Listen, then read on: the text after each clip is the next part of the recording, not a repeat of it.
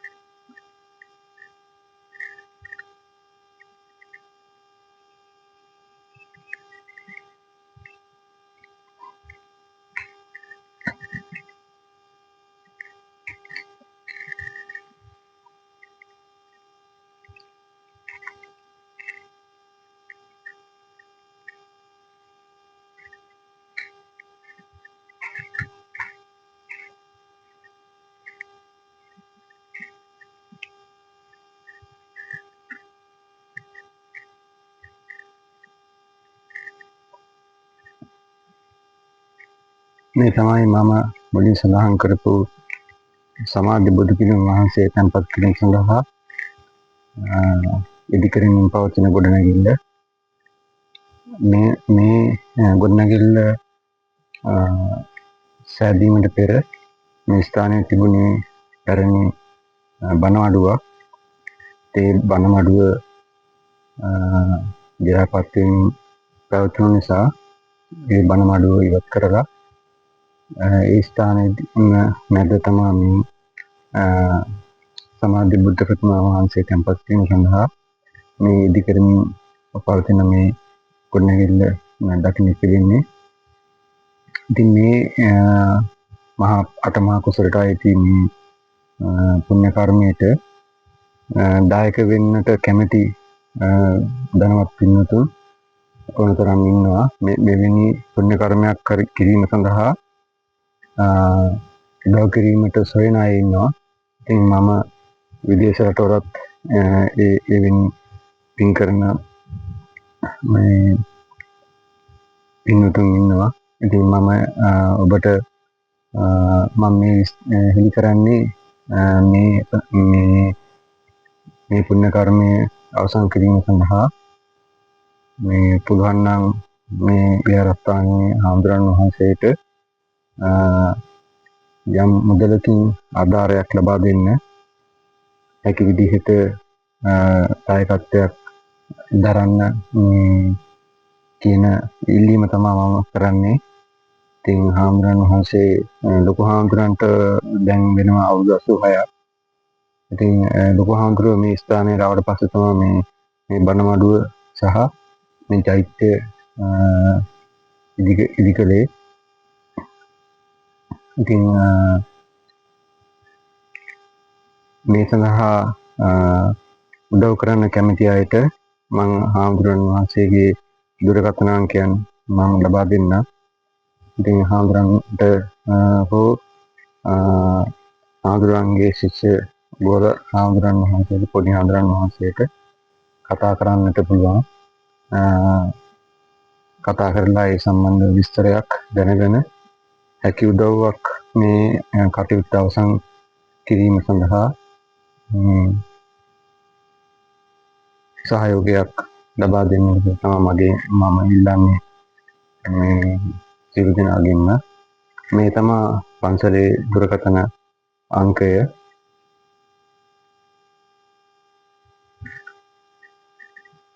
මෙතන සිටින්නේ මේ පන්සලේ වැඩ සිටින ලොකු ස්වාමීන් වහන්සේගේ ඡායාරූපයක්.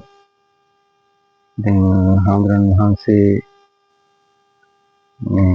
මේ වෙලාවේ අසීමිතව ඉන්නේ. ඒ නිසා තමයි හාමුදුරන්ට කතා කිරීමට නැහැකි වෙන්නේ. හාමුදුරන්ගේ වයස අවුරුදු 86ක් වෙනවා.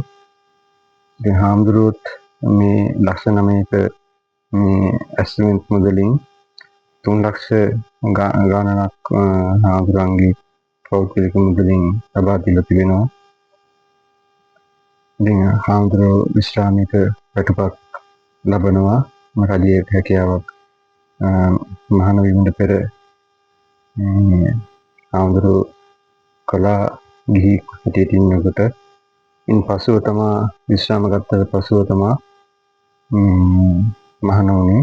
දැනට අවුරුදු 15ක් විතර වෙනවා හාමුදුරුවෝ 15ක් හෝ 20ක් විතර වෙනවා හාමුදුරුවෝ මහාන වෙලා.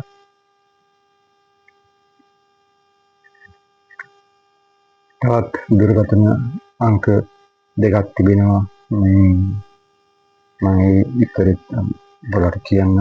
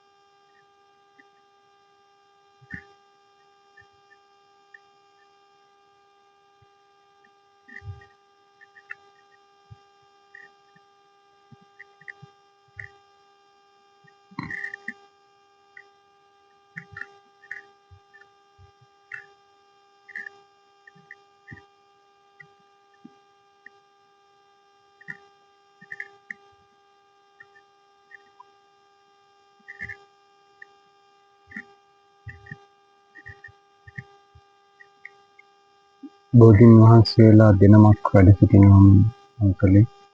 මේ පොඩි බෝධීන් වහන්සේ වෙන බුද්ධ මන්දිරත් මේ පැරණි බුද්ධ මන්දිරේ මේ අලුතින් ඉදි කරපු බුද්ධ මන්දිරේ.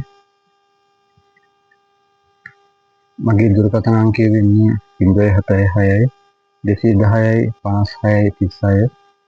හාමුදුරන් වහන්සේට යම් පණිවිඩයක් ලබා දෙන්නට කරවීම සඳහා අවශ්‍ය නම් මට මගේ දුරකථන අංකයට අමතම දෙන්න. මට පුළුවන් හාමුදුරන් වහන්සේව සම්බන්ධ කරන්නට සහ හාමුදුරන් වහන්සේ වෙත පණිවිඩයක් ලබා දෙන්නට මේ කටයුත්ත